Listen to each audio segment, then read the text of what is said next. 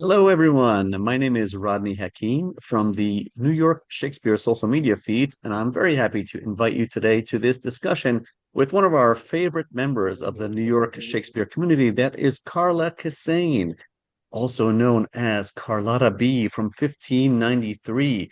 Carla is the genius behind the our favorite Shakespeare personas. We just mentioned Carlotta B, and they had their Shakespeare festival with Skullduggery earlier this year, and which was a lot of excitement. And this time around, she is back. Carlotta B from 1593 is back once again with a new production called Sonnets and the Self, and that is coming up on Friday, May 29th, right here in New York City. And this time we are also joined by Carla's composer for Sonnets and the Self, and that is Isaac Raz. Hello, Carla. Hello, Isaac. Hi, Hello. Rodney. Hi, New York Hi. Shakespeare people. Great to be here. Wonderful to have you both. All right, so Carlotta B from 1593, aka Carla Kissane, uh, in the past we've discussed your very exciting shows, and it's your clown character. Carlotta B is a like a combination of, maybe it's you turned up to the volume of 11 with some Shakespeare and some silliness thrown in there. How would you, is that a proper description of who Carlotta B from 1593 is, or how would you describe her? Oh, I love that description. I feel like she's like a prism. Do you know, like whatever angle you look at her, she'll reveal something else. And I certainly give her license to be whatever she needs to be in the context of the show and what the show has to say. I think one of our previous Zooms, I had the interview as Carlotta B from 1593, and then Carla couldn't actually say anything. So I was like, I should probably talk about the show because Carlotta's just going to take us in a spin. One of the Right. ways I like to describe her, one form of clown that is more interesting for me at the moment is Buffon. And Buffon is like a satirical anti-clown. So one way of describing a Buffon is that the world laughs at the clown, but the Buffon laughs at the world. So the Buffon's like, personal mission in life is is satirical mockery. It's the ecstasy of mocking. And I think in this show particularly because it's really about language. It's about very specifically the language of the sonnets. There's no greater time to celebrate the mockery of language than right now. Very much so, yeah, with everything that's going on in the world and all of the shall we say, the corruption of language in today's day and age, with people changing the meaning of words that we think we know, and suddenly they mean something else, or some new nonsensical words are introduced into the lexicon, and we're adapting and changing. So language is a fluid thing, and you're playing with language in this show. And one of the things that you mentioned in how Sonnets and the Self is going to be presented is that it is a musical bebop presentation of the sonnets. And is that where our dear friend Isaac jumps in? Please. Yeah, Yes, Isaac, yeah. how do you go about taking Carlotta B from 1593 and combining that with bebop music? Well, that's quite a question. So the thing about Shakespeare is he was a pretty good writer, and so what I'm trying to say is that the his obviously Shakespeare and the sonnets in particular are all about rhythm, right? And so it fits onto a musical treatment like a glove. And excuse me. And it was really beautiful working with Carla, who was sort of guiding me about the thoughts and the emotions involved in the moment, talking through the rhythm, how the words should go, and we basically, and she had a list of standards that already composed that she wanted to pair with the particular sonnets that captured all of the that they kind of they had a sort of a kindred spirit in the way that they were constructed. And it was my job to sort of create an original a contrafact melodic line to the sonnet that Carla could sing, also incorporating some of the nonsense syllables, which are actually exactly like scat syllables, right? That we have in jazz and in music today. So it was a very interesting marriage from that sense, and for myself, it was a great challenge to sort of to live up to the source material.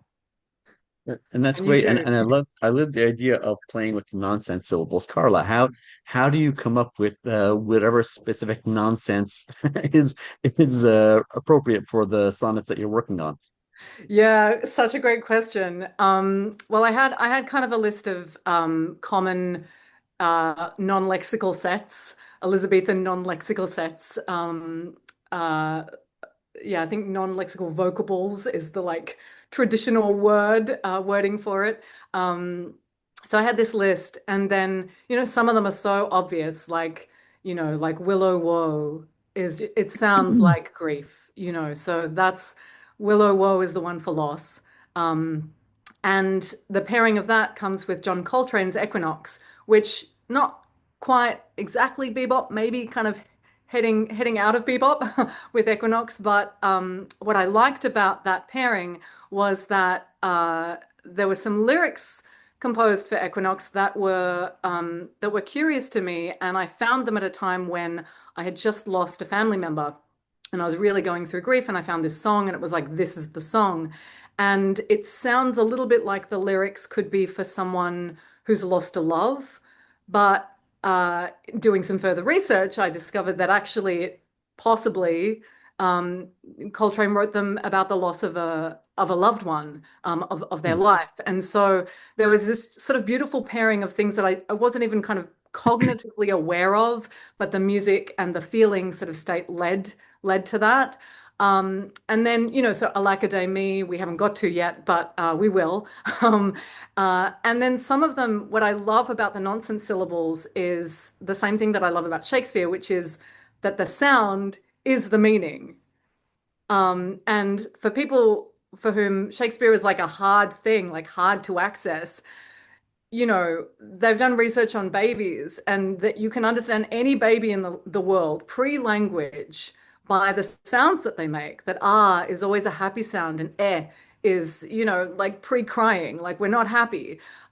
So I loved this idea that the nonsense syllables could actually just form this kind of bridge between the feeling state and the words. And then often I think that poetry is a kind of way of hiding feelings of, and that a lot of the task is to kind of unlock the meaning inside this beautifully wrapped poem, which can be more than it seems at face value. So yeah, for all those reasons, Bebop and Shakespeare are good friends. That makes a lot of sense, and I love the idea of the analogy, Isaac, to the scat, and it's that improvisational, the usage of the music and the verse and the way the two of them flow with each other. Do you It's not. find it? Go ahead. I'm sorry. Yeah, no, I was just going to say it's not even an analogy. It is exactly that, and it's a direct line over the centuries and the oceans, and you see a lot of that actually. Uh, how bebop in particular uses the same harmonic language that you'll find in 18th century um, uh, European music, and takes it into a completely new direction. But it's really basically made of the same stuff. And same with the syllables. Also, what Carla was saying about the fact that some of these sounds that the syllables make have certain affects that are universal. You find that in the music, specifically in Equinox, which is in a minor mode, and really gives that universal feeling of sadness or a loss. That even a 4-year-old, you'll play a happy chord, and they'll be happy. This is happy sounding, and then you play a minor chord and say this is sad sounding, and but not just people, also my dog, and also anyone. It's just it's kind of everybody seems to agree that musical sounds have a direct line into emotion in that very specific way. Absolutely. Now, Carla, how did you go about deciding how many sonnets you were going to use and which ones were going to be the ones that you cherry picked for this project? Oh, that was so tough. That's so tough. I mean, I feel like we're not done. We just, had to stop in an interesting place. So we ended up with seven sonnets. And really in the set that's in my head, there's 10. Um, but I think when we found what I'm calling the death sonnet, which is not a feeling, but it's a state, I guess, state of non-being. When we found, I just remember this moment in the room with Isaac where it was like, oh, that's the meaning, and it was at Sonnet 7, and up until that point, we'd sort of been making individual sonnets. We'd been like, let's do the greedy sonnet, let's do the jealous sonnet, let's do the sleepy sonnet. And I kind of had, because I've spent so many years making full length shows and, putting them on in theaters, and it's very expensive, and, you have to create a whole world and there's a whole thing. I sort of wanted to be a bit more light on my feet, and I wanted to play with improvised. Clown is a very improvised language. Shakespeare's not an improvised language. Jazz is an improvised language. So I kind of wanted to bring those things back together. Um, but we found the death sonnet, and it really ended up being about words.